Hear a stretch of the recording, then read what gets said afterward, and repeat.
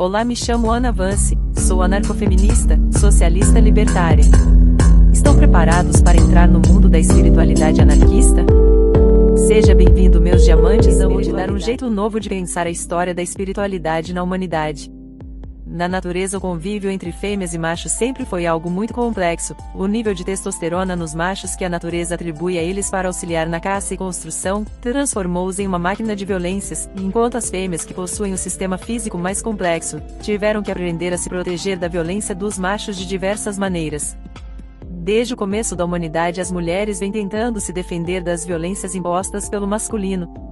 Existe uma teoria que diz que antigamente a violência sexual dos homens sobre as mulheres era tão forte que não dava tempo nem delas menstruarem de uma gravidez para outra. Várias mulheres, tanto em conjunto mas também sozinhas, fugiram para as florestas para tentar escapar dos seus grupos. Na história da humanidade é difícil encontrar sociedades que mantinham respeito pelo feminino, e as poucas que existiram são chamadas sociedades matriarcais. O que define uma sociedade matriarcal é a participação ativa das mulheres na sociedade, ajudando nas decisões conjuntas. Não significa que elas mandavam em tudo, como nas sociedades patriarcais. Sociedades matriarcais possuem igualdade de gênero. Diferente das sociedades patriarcais que vemos hoje, ao qual os homens detêm o poder de 90% de tudo que engloba a organização política da sociedade. E enquanto as sociedades patriarcais possuem leis que limitam a liberdade da mulher, nas sociedades matriarcais, possuem um acolhimento tanto para homens quanto para mulheres, com poucas discrepâncias de gênero, mas essas sociedades foram muito raras e há poucas evidências de como elas realmente funcionaram. Devido ao alto número de violências sexuais que as mulheres sofriam, era comum que grupos de mulheres, ou mesmo sozinha, fugissem para longe. Sem a violência do estupro, elas começavam a menstruar, então surgiu o pensamento de que a menstruação era um castigo divino para essa atitude. E talvez seja daí que surgiu o imaginaria de bruxas que viviam sozinhas nas florestas, ou da mitologia das Amazonas, que representa metaforicamente essas mulheres que se uniram para fugir da escravização imposta a nós. Por mais que a violência contra a mulher fosse muito forte, ainda assim culturalmente é comum encontrarmos deusas mulheres em posição de poder, mas na prática as mulheres nunca tiveram tanto acesso ao poder quanto os homens. Eu ainda irei fazer um trabalho de resgate de mulheres que conseguiram status de poder apesar de todo o machismo. Com isso, a cultura patriarcal começou a tomar forma em todas as regiões do mundo e se tornar uma onda fixa com poucas brechas para uma horizontalidade social. A desejada anarquia. Não é à toa que o Chico Buarque escreveu Mulheres de Atenas. O ego humano busca a dualidade. O intuitivo humano é separar o simbolismo pela dualidade do bem e do mal, dia e noite, lua e sol, preto e branco, feminino, masculino. Então, no abstrato humano foi construída uma ideia de energia masculina e energia feminina, onde atribui a energia masculina o movimento, a viralidade, a ação, materialidade, força. Para o feminino atribuíram as características das emoções e imaginação, cuidado, delicadeza, abstratismo. Em si, essas características são neutras. O problema é quando começaram a atribuir papéis de gênero às mulheres para continuar oprimindo-as, mas sem a dor da consciência, através de filosofias baratas e absurdas. Nós vemos muitas culturas associarem o sol ao deus homem e a lua à deusa mulher, pois o sol se mantém do mesmo tamanho praticamente o ano todo, só mudando de menor para maior, enquanto a lua tem 4 fases que lembram a menstruação. A lua ilumina a noite, revelando os mistérios, enquanto o sol, que faz o dia, traz o calor e a constância. Essas analogias são bastante interessantes, e o taoísmo concluiu que a energia feminina é yin e a masculina é yang. Referindo-se a uma energia que existe em tudo no universo, tudo tem masculino e feminino dentro de si. Encontrar o equilíbrio entre essas duas forças nos dá habilidades de magnetismo pessoal, poder pessoal. Contudo, essa ideia dualista, misturada com essa ideia de Zaratustra de um deus bom e um deus mau coexistindo embaixo de um único deus homem, fez com que grande parte da religiosidade do mundo criasse papéis de gêneros. Antes, o que ficava no abstrato, que era concluído que havia no coração de todas as energias yin yang, agora os patriarcais, os líderes religiosos, os líderes políticos homens, usaram disso para definir papéis de gênero, ao qual as mulheres eram limitadas dentro da comunidade, sendo obrigadas a servirem aos homens.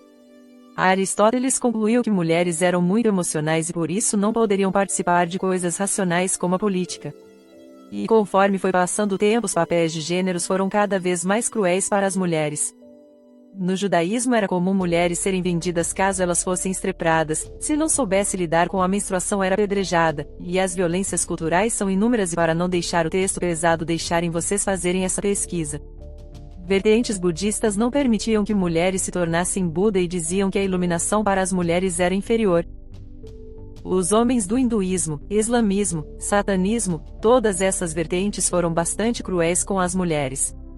No catolicismo eles foram ao extremo ao ponto de queimadas vivas, em público para causar o ódio contra o corpo das mulheres e assim os padres e políticos poderem sequestrá-las e fazerem o que quiserem com elas. E como nossa história política sempre esteve entrelaçada na espiritualidade, as leis e toda a cultura eram feitas a partir daquilo que viria da religião. Por isso tem comportamentos culturais que temos que combater. Quando vemos sociedades mais igualitárias, mais matriarcais, também vemos uma sociedade mais pacífica, enquanto sociedades patriarcais costumam ser bastante violentas. Muitas sociedades africanas e indígenas possuíam um respeito maior pelas mulheres, mas também era muito raro de se ver.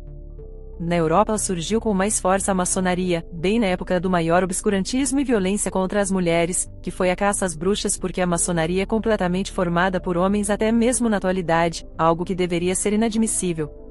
A palavra bruxa é um termo pejorativo inventado na Idade Média, criada pelos padres para xingar mulheres que não eram católicas e que eles diziam que estavam endemoniados. Isso poderia ser para qualquer mulher mesmo que frequentasse a igreja, e fosse uma mulher boa. Se o padre queria o corpo dela para ele começava a chamá-la de bruxa, demônio, até todo mundo acreditar, e então ele poderia sequestrá-la e fazer o que quisesse com ela, com a aprovação da comunidade. Essa cultura desprotege as mulheres, deixando-as mais vulneráveis aos caçadores. A violência era tanta que nem o Papa deu conta depois que viu o tormento que se tornou a cultura do ódio, da misoginia que eles haviam planejado e executado tão bem, e até hoje tentamos combatê-la. As religiões patriarcais criaram uma mitologia que diz que a energia feminina é maliciosa, enganadora e traiçoeira, e por isso Deus castigou elas com a menstruação e com as dores do parto para fazê-las sofrer por ter escutado a cobra Satanás. Excluíram completamente qualquer tipo de divindade feminina existente, colocaram as mulheres em segunda categoria espiritual. E obrigaram elas a servirem a esses deuses. Os homens ricos burgueses se unem em grupos secretos para estudar aquilo que eles chamam de ocultismo. Como descreve o livro de Robert C. and Robert Anton, a trilogia Illuminam, ou no filme chamado A Skull and Bones, criado pela mesma loja maçônica Skull and Bones, que é formado por um monte de homens pilantras. O ocultismo era todas as religiões dos povos das florestas que foram proibidos de exercer a sua cultura religiosa e foram obrigados a serem católicos. Então esses burgueses maçons roubavam seus conhecimentos e tentavam reproduzir os seus rituais pagãos de forma secreta.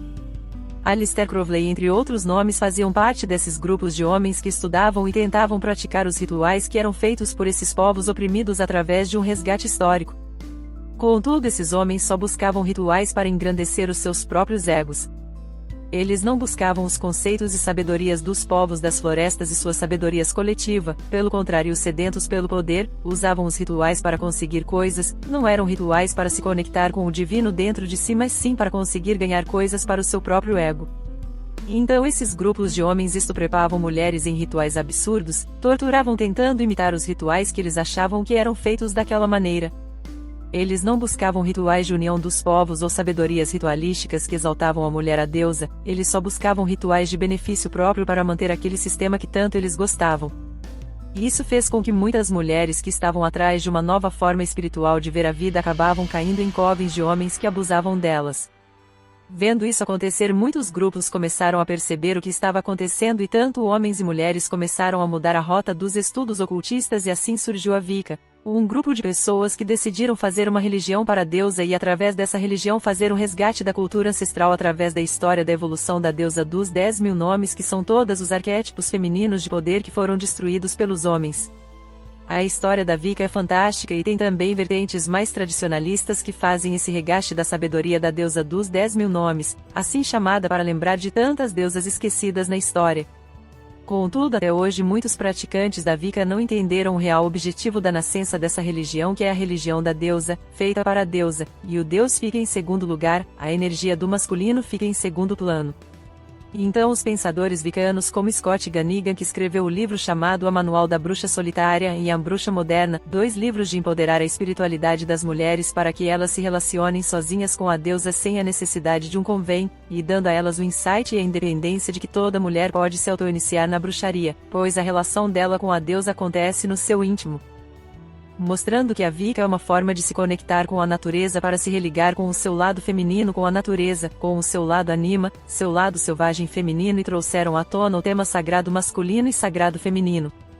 Essas duas energias masculino e feminino em equilíbrio trazem a paz, contudo estamos em uma era onde a energia masculina está muito forte, acima da feminina, o desequilíbrio causa o capitalismo e suas vertentes. O sistema patriarcal capitalista tem as características de uma organização com muita hierarquia, verticalidade, obscurantismo na justiça, monopólio, centralização de poder, ditaduras, militarismo, alto número de armamentos, prostituição, favoritismo aos homens, pornografia, trabalho infantil, escravização, vícios. Enquanto sistemas matriarcais, que é o anarquismo, possui as características de horizontalidade, autogestão, autonomia, união entre as pessoas e igualdade de gênero, muitos projetos sociais para crianças, muitas comunidades de base, é pacífico. No Brasil nós temos muitas religiões que estão tentando trazer a igualdade de gênero e o equilíbrio das energias femininas através do empoderamento da luz como a Umbanda.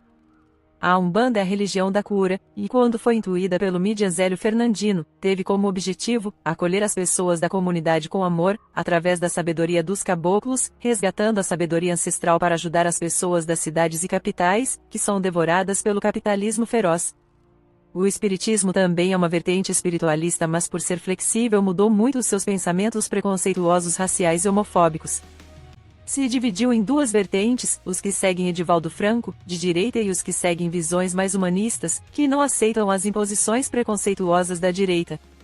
Mas ainda vivemos na insanidade patriarcal, com poucas pessoas entendendo a gravidade que isso representa, a pobreza, as guerras, a falta de amor, o alto nível de depressão, a falta de estudo, a dificuldade de interpretação de textos, de se comunicar uns com os outros, o ódio, essas energias todas acumuladas é culpa do sistema patriarcal capitalista.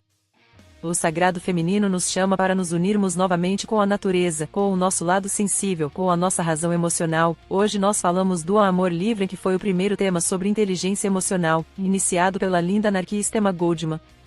Dizem que o sagrado feminino e o sagrado masculino devem estar equilibrados, porque se um estiver desequilibrado causa muito sofrimento. Contudo, eu nunca vi uma sociedade ao qual estivesse a energia feminina mais acentuada do que a masculina e que isso tenha causado algum tipo de violência social.